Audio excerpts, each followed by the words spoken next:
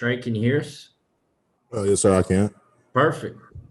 All right, questions for Trey Smith. We'll start with Rob Lewis. Trey, obviously you guys have had some guys in and out of the lineup with various injuries. How beneficial was the open week to getting everybody back and maybe building some continuity for this back half of the season? Yeah, your bye week, your open week is really important, not only for sort of like team development, but also for recovery. As a player, it's a great opportunity if you are banged up and bruised up to get the proper rest and time you need off. So anything that can make the team healthy, it helps us a lot. David Pascal. Trey, when you think about this unique season, I mean, the first 5 teams you've played, you guys play every year, so you're very familiar with the personnel. How is this different, seeing how Tennessee and Arkansas, they used to play every year, but it's been a while? In terms of another SEC West team, it's always an interesting thing because, like you said, we're not familiar with them. At least personally, I'm not. It was my first time playing Arkansas. It's my only time playing them. But, at the end of the day, everyone in the SEC is pretty similar. You're going to have the insane athletes at the position, especially like defensive line. You're always going to have that freak of the week. You're always going to have a guy that you have to be prepared for. And, defensively, a lot of the schemes that they run is similar to a lot of our opponents, including Missouri. Their scheme is very similar because, their defensive coordinators have a lot of connections in the past. Thank you. Gustavo, then Blake. Trey, what do you saw the development of the offensive line during this off week? How do you see the chance of you guys have have more practice and more development in the offensive line? Yeah, this week was a perfect opportunity for a lot of the younger guys and, guys who don't play as much to get an opportunity to present their skills and present their abilities. And I think a lot of guys definitely shine through this week. But it's a great opportunity for, like I said earlier, a lot of players who don't get the proper reps that they need to present their abilities on a grand stage in front of the coaches. Trey, how would you evaluate where this team's at through 5 games, and what areas do you think need to improve here in the second half of the season? Yeah, I'm not really a master evaluator. I'll just leave that to the coaches.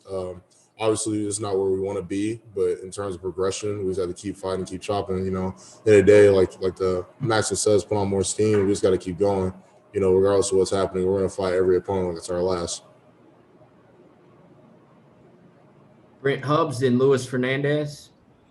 Trey, Coach Pruitt had praise for the leadership on this team and how the leadership has gone this year as a veteran senior guy on this team. What's been your message to your team the last couple of weeks, and how have you specifically led your team to get ready for the back half of this season?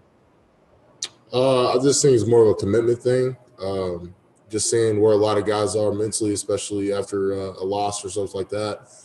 Challenging them that we have to come back, we got to respond. Because at the end of the day, this game's not based on sympathy. No one's going to feel bad for you. No one's going to feel sorry for you. You have to come to work every day. You have to be prepared every day. At the end of the day, when that clock hits and it's time to go on that field, it's business time. And that's one thing we have to take it serious. This is a business right now. We have to do a better job of that, protecting Neyland Stadium and doing our job every week, every Saturday, and playing to the highest level with the best effort and the best ability that we can. Luis? Trey, tomorrow is election day, and with all the work that you've put in over the past, few months, especially, how important is a day like tomorrow for you? And have you and the team been talking about what something like that means at all? Yeah, I know it's a big deal. Obviously, I've already voted. We actually had an opportunity to vote earlier this week, and we actually have another opportunity tomorrow. But you talk about the right to vote in this country is something that my ancestors and people that look like me died for that right. And a lot of people have died for the right to vote. So in a way, I think it's really selfish and embarrassing that if you are a person and you indeed have the ability to vote, you don't vote, that's pretty embarrassing thinking about people who've died for that right. So, but for me, I think it's a great opportunity to, just basically do what we're supposed to do. In this society, we're supposed to play our role, vote, go out there. But, given the opportunity that tomorrow, we have the opportunity as a team, and anyone who feels like they need to go out and vote. I mean, that's an amazing thing. I think it's something that's always should have been in effect. It shouldn't have come up to this year, but, it's a great thing. We'll go to Patrick Brown. Trey, you said coming into the season that you had a lot that you wanted to prove. How do you feel like you've done in that regard? And, you asked earlier about evaluating the team. How would you evaluate how you have played or how you played during the first half of the season? Yeah, I don't think I played well in terms of like me playing to my abilities. I don't think I've really scratched the surface of it yet, which is frustrating. There are a lot of things I can do better. Like I said, it's a game ain't based on sympathy. You got to bring it every week. At the end of the day, I have to bring it every week and step my game up every week, which I feel like I've progressed finally. But to be where I want to be, I still have ways to go. Rob Lewis. Trey, just what would you say was the biggest priority or focus for the offensive line headed into the open week? One area where you guys really wanted to get better and make some strides? Fundamentally and finish. One thing you always want to do as offensive line is, you can harp on great fundamentals. You can harp on playing with perfect and technique and proper execution. But at the end of the day, man, if you're trying to finish someone through the ground on their necks, it's going to clean up a lot of room for the errors. So I think that's one thing Coach Friend preached to us, low drive finish, get after guys and really sustaining finishing blocks. Back to David Pascal. Trey, yeah, another voting question. Florida coach Dan Mullen last week was actually outspoken about not liking the NCAA establishing tomorrow as a day off from everything because he talked about early voting and how everybody had opportunities to vote early. And he was talking about Tuesday being the big practice day for the Florida-Georgia game.